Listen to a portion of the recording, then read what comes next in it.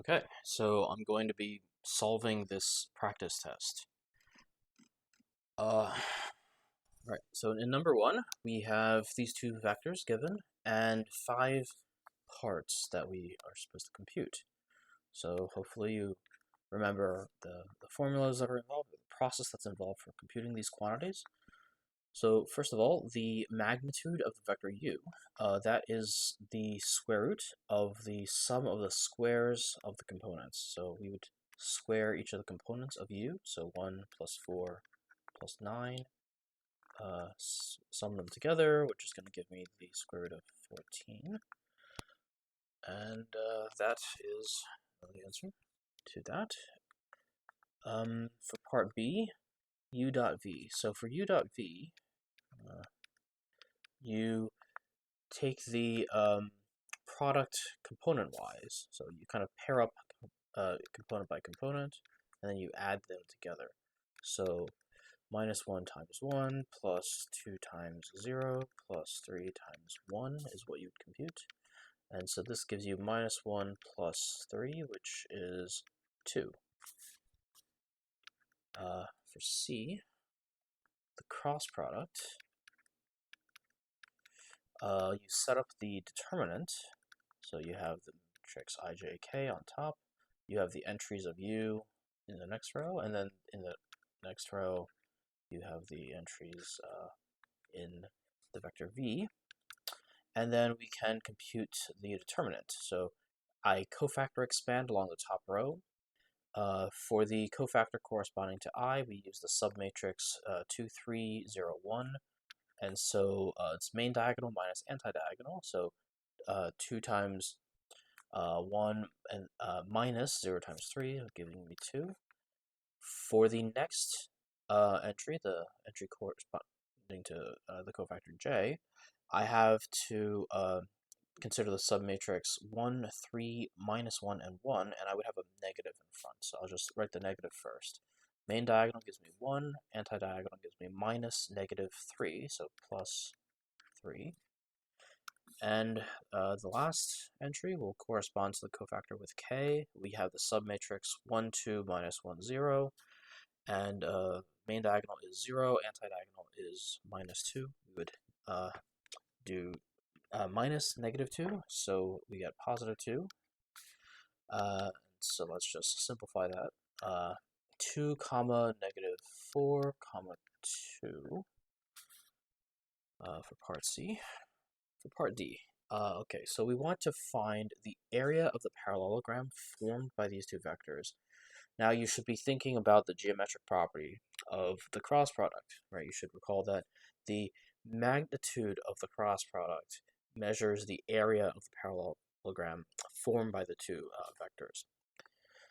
So this is really just asking you to take the magnitude of this vector that we've just computed. So 2 comma negative 4 comma 2,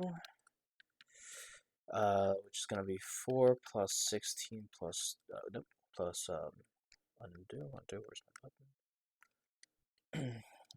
Plus 4 in the square root. Let's see, so that's going to be the square root of 24.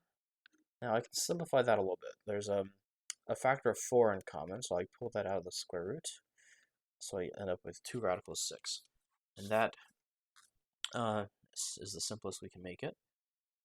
Alright, and the last part of this problem, part E, find the angle between u and v. So that should be making you think of the dot product angle formula, right? We know that there are two formulas that relate the product of vectors to the angle. There's a dot product angle and a cross product angle formula, but the one that's easier to work with is the dot product angle formula. So let's recall what that says. It says that cosine of theta is equal to u dot v over magnitude of u, magnitude of v.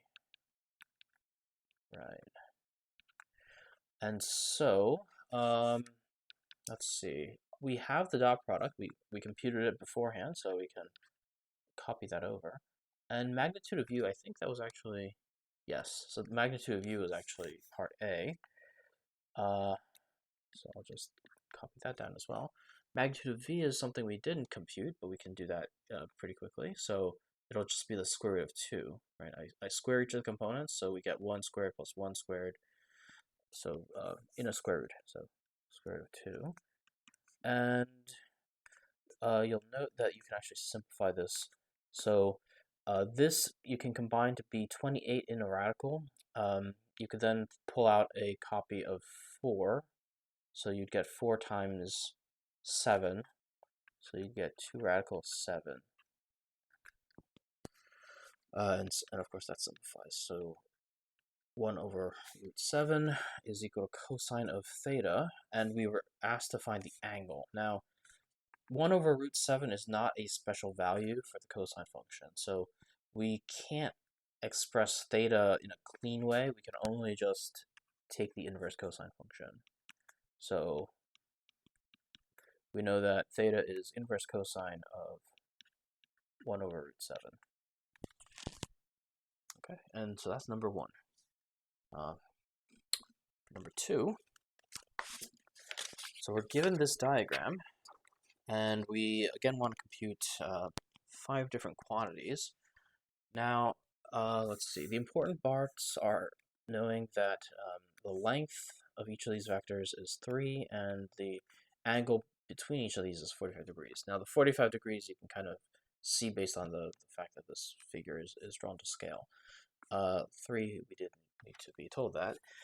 Now, with that in mind, there's actually 2 ways we can proceed with this. We could think of all of these quantities geometrically, or if we're forgetting some of the geometric properties, we can compute these quantities so long as we know what these vectors are in like component form, if we actually had them written with respect to some coordinate system. So I'll show you both ways. Okay. First, we'll ascribe to each of these vectors a name in according to some coordinate system, and the standard coordinate systems you use will be x and y, like so. So assuming we basically impose a coordinate system on our space.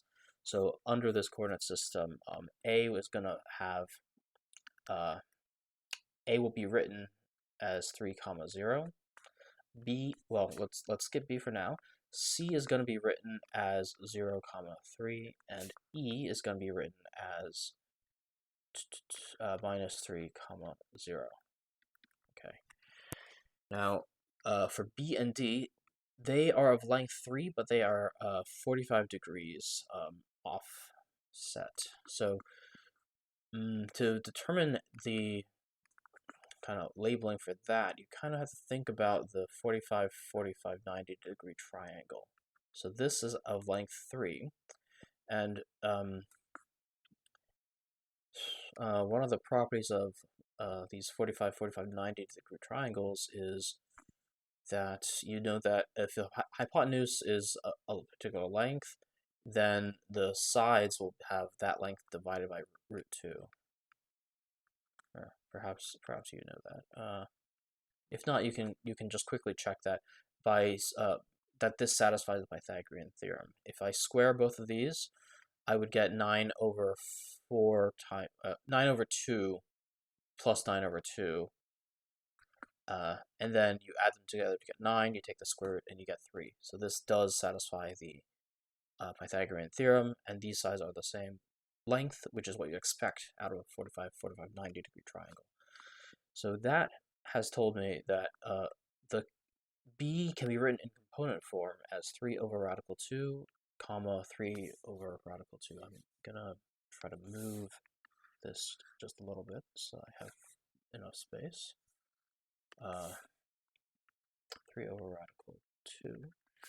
And so D would be, well, with a negative x component. Right? So there we have it. We are able to write all of these vectors in component form, finding like actual coordinates for these vectors. And so you could, after doing that, do all of these computations using this. It's a very numerical way of proceeding. Uh, but maybe the geometric way is more clever and perhaps a little bit easier. So let's also discuss that approach. So um, with dot products, the idea is you should remember that you can compute a dot product using the angle between the two vectors as well as the magnitudes. It is going to use this dot product angle formula, but where I move the magnitudes to the other side. So the formula that we'll want to use is actually that um, a dot e is going to be equal to, I should probably write it in order, magnitude of a, let me clean that up a little bit, magnitude of a times the magnitude of e multiplied by cosine of the angle between them. I guess I should be more specific about the angle between them. So a to e, the angle between them is pi. Okay. And so this simplifies to 9, right? Because these vectors have length 3, so 3 times 3 times cosine of pi, which is minus 1. So we end up with negative 9. And you can see that that agrees with what we would have gotten if we did these through a dot product. If we dotted 3 comma 0 with minus 3 comma 0, we would have gotten the same quantity. Okay. For b, we want to compute the magnitude of the cross product. Now recall that, well, we used the formula just before, right? The cross product measures the area of the parallelogram spanned by the two vectors. So, for this, well, notice what parallelogram we actually have here. This is, well, the sides here are of length 3 and 3, and the angle between it, it's a multiple of 45 degrees. It's twice a multiple of 45, so it's actually a 90-degree angle. So what you have here is actually a square. But the parallelogram that this traces out is actually going to be a square. Maybe I'll just kind of trace it. All right, so the area of the parallelogram spanned by the vectors b and d is the area of this square. It is going to be 3 times 3, which is 9. The problem does say to show your work, so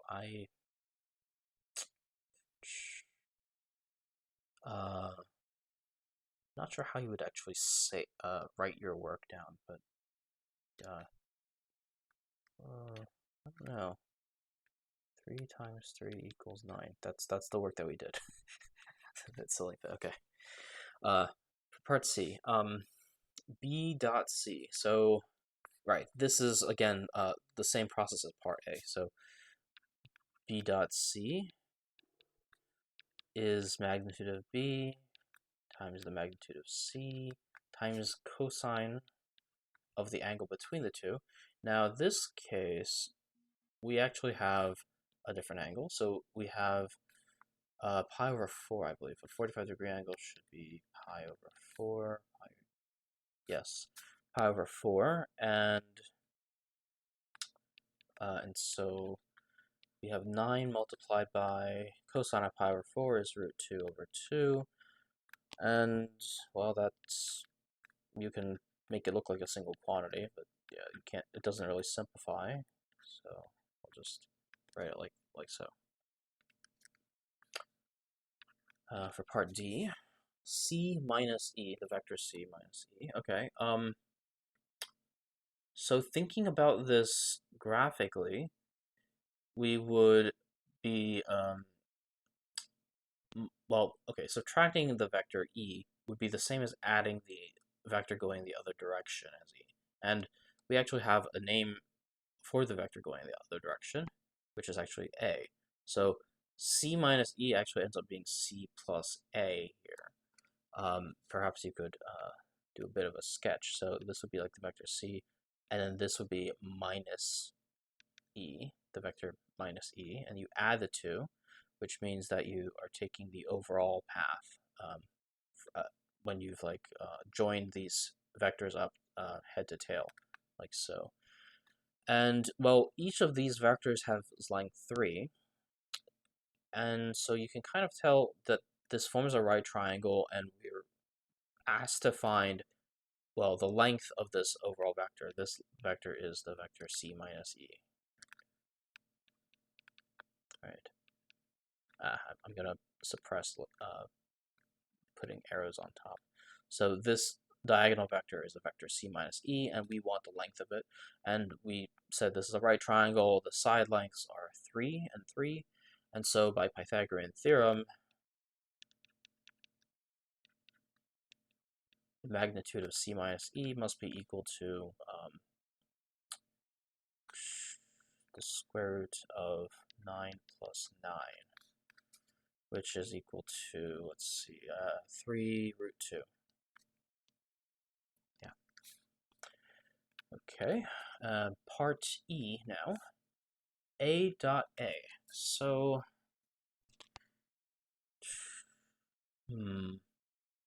I mean, you could still use this property. I guess, yeah, that is one way to think about it. Well, when I did this initially, I was using I ended up using a different property, but you can certainly use the magnitude times the magnitude times cosine. What happens with that is the angle between A and A is the angle 0, and cosine of 0 is 1. So that actually gives you the other property, which is what came to me more readily the first time I went through this, which is actually this identity, right? So when you dot a vector with itself, that's the same as squaring the magnitude of the vector. And well, the magnitude of the vector is actually given to you. It's 3, so it's 3 squared, hence it is 9. Make that look like equals.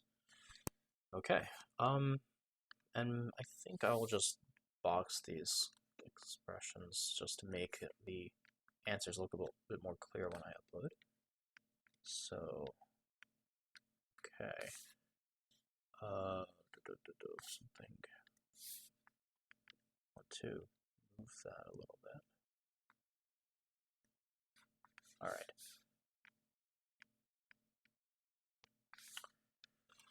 Okay, next problem.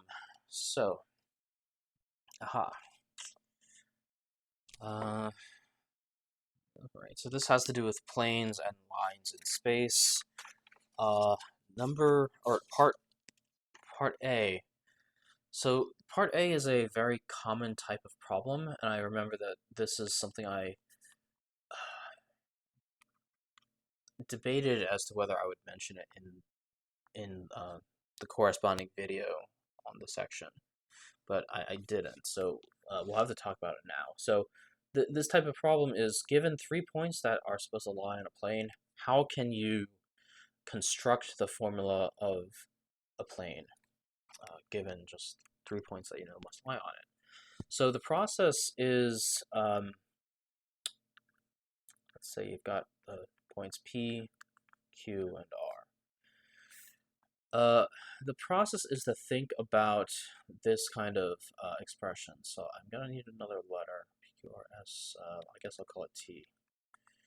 So, as you know, the equation of a plane can be written, well, the orientation of the plane depends on its normal vector. And when you have this expression, you think of P as being a point that you're basing you're making your plane pass through, and T, you can let that be an arbitrary point that you force to lie on the plane. So it's x, y, z, any point that lies on the plane.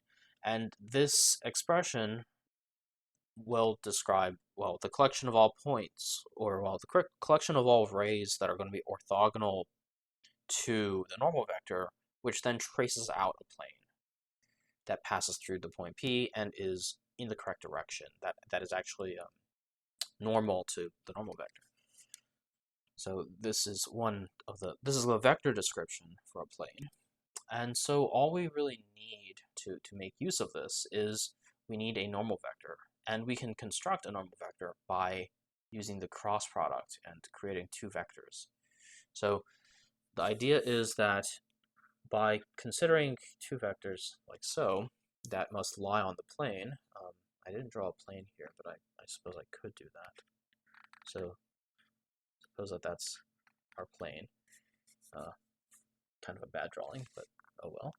So suppose that's our plane. Then the vectors were the plane which contains the points P, Q, and R. Then the vector PQ and the vector PR must also lie on the plane. So then, when you take the cross product, well, the cross product, as you know, it's going to be orthogonal to the input vectors that you use to when you take the cross product. So the resulting vector, technically it'll be P cross Q. P cross Q. This vector is going to be normal to both, so it's going to be normal to the plane. And so we can make use of that. All right, so first, to do this, I need to calculate what is the vector PQ and the vector PR. Then I need to take their cross product. So we have these points. So to create the vector PQ, we do Q minus P, which we will do by just taking the difference of each of the components. So 3 minus 1 is 2, 2 minus 1 is 1, and 0 minus 1 is negative 1. Not Q, PR. So we're doing now R minus P. So 2 minus 1 is 1, 0 minus 1 is negative 1, and 1 minus 1 is 0. Okay, so those are my vectors, PQ and PR. Next, we take the cross product. So to try to save space, I probably still, we'll need to duplicate this page. That's fine. So now to take the cross product, so PQ cross PR. Well, the cross product is this determinant. So 2, 1 minus 1, 1 minus 1, 0. And you can go ahead and compute this guy. So we cofactor expand along the top row. The cofactor corresponding to I is going to be these four values, 1, minus 1, minus 1, 0. So the main diagonal is 1 times 0, which is 0. The anti-diagonal, we would do minus and then 1. So we get just negative 1 for the first component. For the second component, we'll put a negative because we have to flip signs. Main diagonal is 0. Anti-diagonal is minus negative 1, so plus 1. And for the last component, we're taking the determinant of the submatrix 2, 1, 1, negative 1. Main diagonal is negative 2 minus 1, so we get minus 3 in total. And let's just clean that up a little bit. Okay. So, this is the cross product we computed, this vector.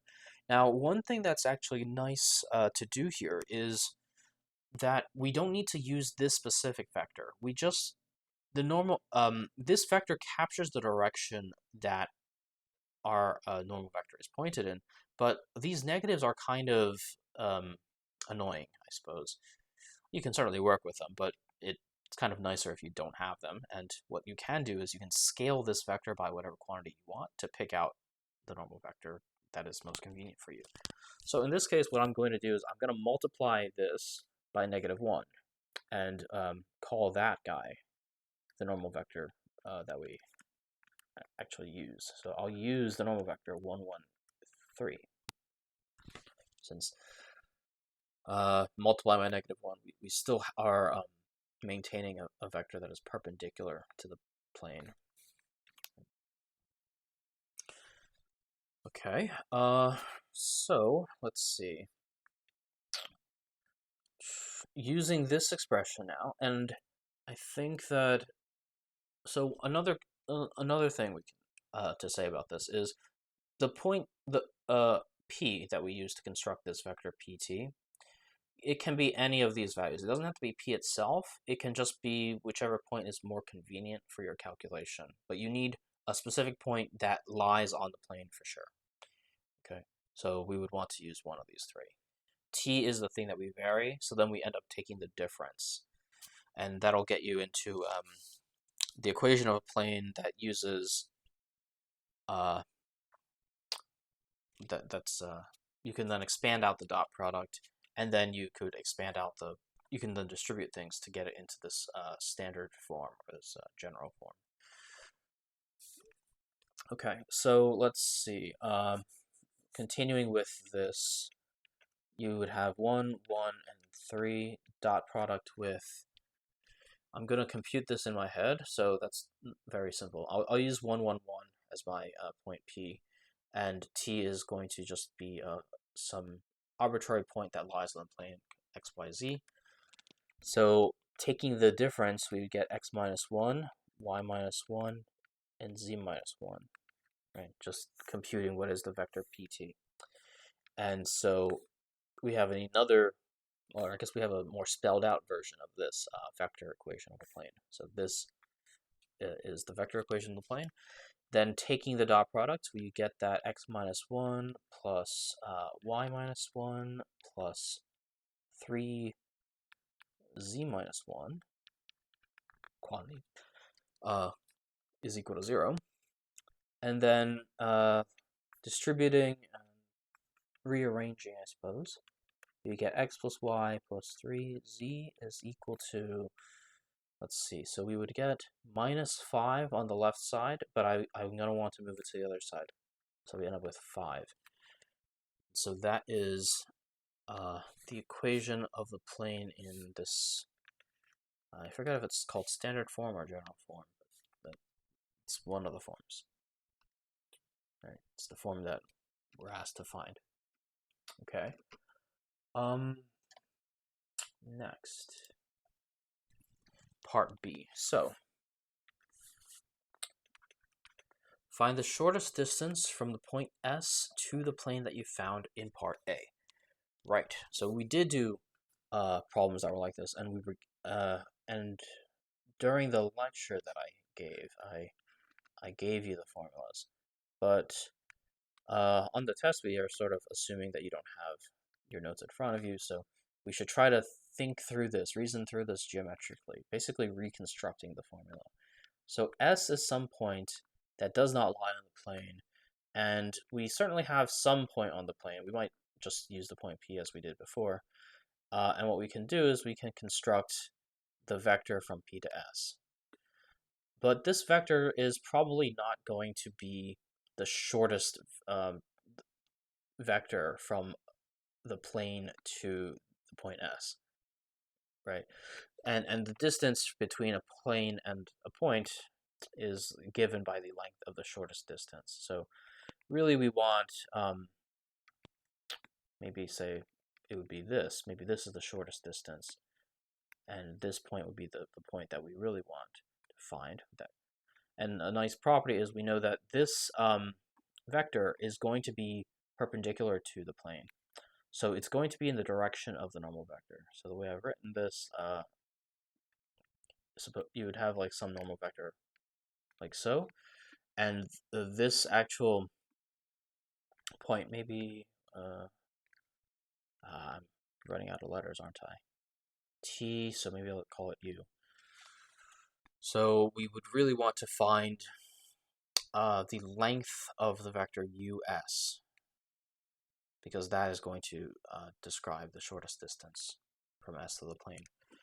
Well, the way that we compute that is we would project the vector PS onto the normal vector, right? So the idea would be that we would project the vector PS onto the normal vector, and we would want to take its magnitude. And I showed to you that the book has a name for this called the scalar component. And I believe it puts it in absolute values because this value could be negative, which just means that your projection is like in the opposite direction of the normal vector you chose. Like if this was minus n instead, your projection would actually flip it and then scale it up. So the absolute value is there just to make sure that things are pointed in the correct direction, basically. And distance is supposed to be positive, so you can just imagine that, yeah, whatever quantity this is, take the absolute value to make sure it's a positive quantity. So, okay, we have this expression. Now, not sure whether you remember this or not, but this expression is actually given to you. So, helpfully, on the formula, on the front of the test, you're given the projection formula. And the thing we're after is the length of this guy. So it's kind of helpful if we rearrange this a little bit, breaking the square in the denominator. So by doing that, we would have this quantity multiplied by u over magnitude of u. And now this part is a unit vector, right? This is the unit vector in the direction of u. We've normalized u on this side. And this is a scalar, which measures the length of the projection vector. So this is what the book calls the component when you project your vector v onto the vector u. That's the scalar component. That's the length of your projected vector. And so we will use this kind of expression. So just to store this in our short-term memory, what you do is you dot product the things in the numerator, and the denominator consists of the magnitude of the vector you project onto. So the thing that you project onto is downstairs. All right. So that is what we need to do.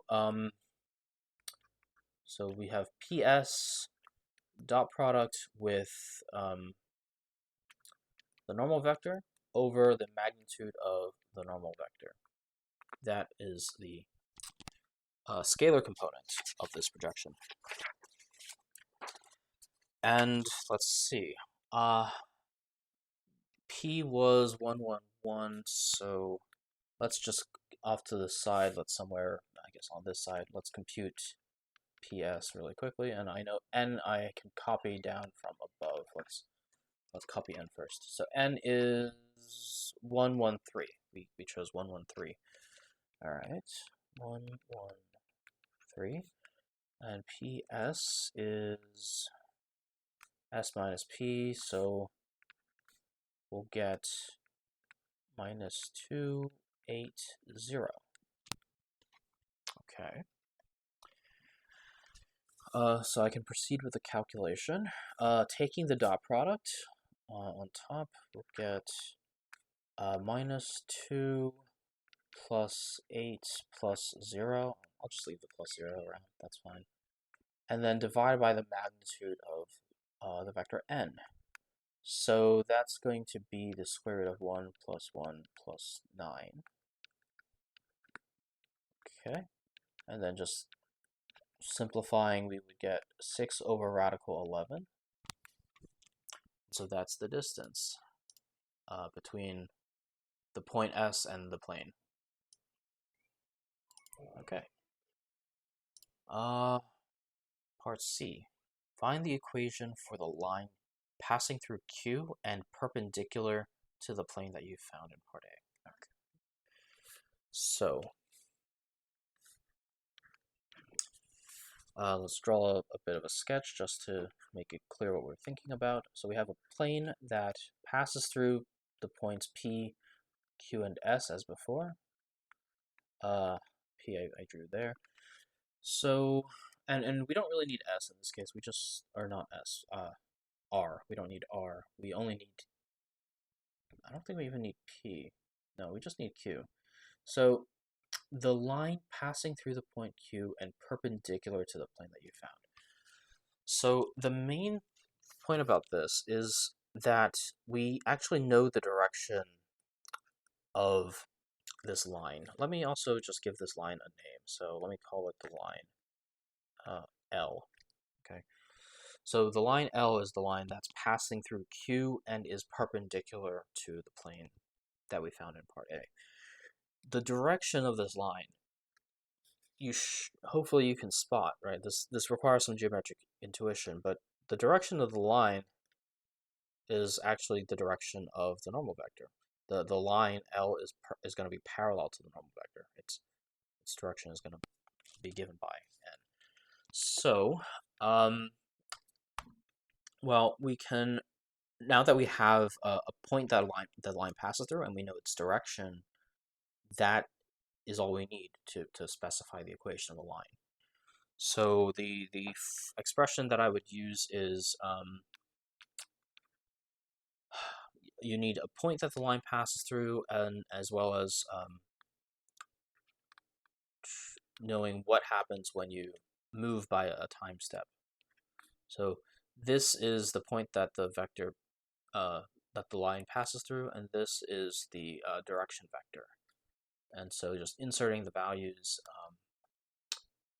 what is the point? Q. Q is 3, 2, 0. So I just turn Q into a vector. And then for the direction vector, we're using 1, 1, and 3. And maybe I should also specify that T just runs through all the reals. We don't stop short at like some finite interval. We let it run through completely so that this line extends infinitely in both directions. And that this totally works as the equation of the line. But there is another form that perhaps is slightly better in appearance, which is if you actually combine these vectors. So you actually do the addition here. So that we have a single like vector expression. Each of the component functions inside you just get by combining things. So 3 plus t times 1, so that's just 3 plus t for the x component. For the y component, you just add as well, so 2 plus t. And then the third component, the z component, 0 plus 3t, so just 3t, right? So, I mean, you could have just left it as this. I would accept either form, but I think that this is what a textbook would normally write. All right, so I'll just box both of those. Okay. Kind of want to make that smaller. Oh well. I guess that's good enough. Okay. Yeah. How many more? 2 more problems? Okay. So, number 4. Convert the equation written in spherical coordinates into an equation in Cartesian coordinates. Right. So for this, I'm going to want to just grab the conversion formulas for spherical. Copy. And paste. Okay. That's legible. That's fine. So, okay. Right. So the first thing that pops out to me is this cosecant. We don't really like cosecant, so let's rewrite this. Let's rewrite this as 1 over sine of phi. Right. You should know that cosecant is the reciprocal function of sine. So we can do that, and that gets us one step further. I don't like the fact that the sign is in the denominator, so what we can do to correct for that is multiply both sides by sine of phi, which will then give me 2 cosine of theta sine phi plus 4 sine of theta sine of phi. And if we take stock of the formulas that were given, the expressions are kind of close to these, right? You have sine theta, cosine theta sine phi, and sine theta sine phi. But in order to be able to replace these with x and y, we need a row. So what we ought to do at this point is to multiply both sides by row. Okay. So doing that, we get the following.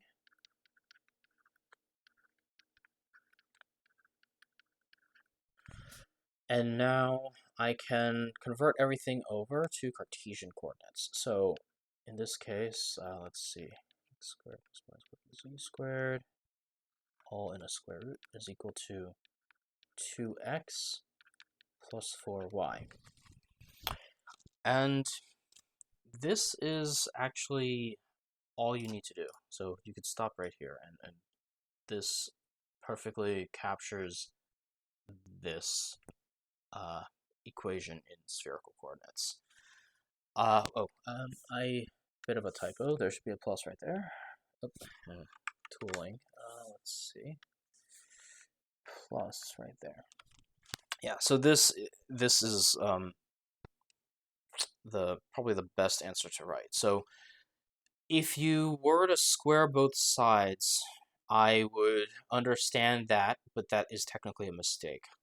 So I was tempted to do this when I first ran into this problem, but I thought about it further and realized that actually when you square both sides, you introduce extra solutions. You end up getting, so for example, the quantity on the right-hand side, this quantity could be negative, in which case, so like this, you could make, is it possible you can make it, you can imagine like that this could be some quantity like -1, whereas this would be 1. And then the issue is when you square both sides, you'll get something that is true. So you'll end up getting those points, whatever points made it happen that this was 1 and this was -1. But that doesn't satisfy the original equation. It doesn't satisfy this equation. It satisfies the squared version. So by squaring both sides, you would end up introducing extraneous solutions, and you don't want those. So that would technically be incorrect, but I would certainly understand that mistake, because I made that before I thought more carefully about this problem. So just a thing to be wary of, right? Okay. Next, and last problem, actually. So this is quite a nice problem. It just amounts to type checking, making sure we understand what type of objects are these expressions that we're dealing with, whether the expression is a scalar or a vector, and whether the dot, and knowing the fact that the dot product returns a vector, or not, sorry, the dot product returns a scalar, and the cross product returns a vector. So it's a pretty decent exercise to do this. All right, so for the first one, I should probably also mention, I'll label it like so. So reasonable, I'll denote with R, unreasonable with U. So the first quantity, the first expression, 2 divided by V. You should realize that that is unreasonable. We don't have a notion of dividing by a vector, and so this doesn't make sense. Right? What is there is not a notion of dividing by a vector. For part B, so this looks very similar, but it's actually completely different. We're dividing by a scalar, which you can think of as multiplying by the scalar 1/2. Okay. So we do have scalar multiplication, so this quantity, or this expression, is reasonable. So R for reasonable. For part C, dot product of 2 vectors equals a scalar. That can totally happen. That is reasonable. For part D, this, perhaps you can recognize that this is actually a form of the triple scalar product. So this is reasonable. But we can also think about it just from building up this expression. So this cross product of 2 vectors, that totally makes sense. And we know that the result of that operation is a vector. We could then dot that vector with another vector, and it would return us a scalar. So this expression checks out. It makes sense. For part E, notice the scalar quantity 3 cross a vector. This is unreasonable. Cross product is an operation that takes 2 vectors. And so you can't assign like one of these things to be a scalar. This doesn't make sense. And so that's those are the answers for part 5 and for the entirety of exam, the practice exam. So, all right.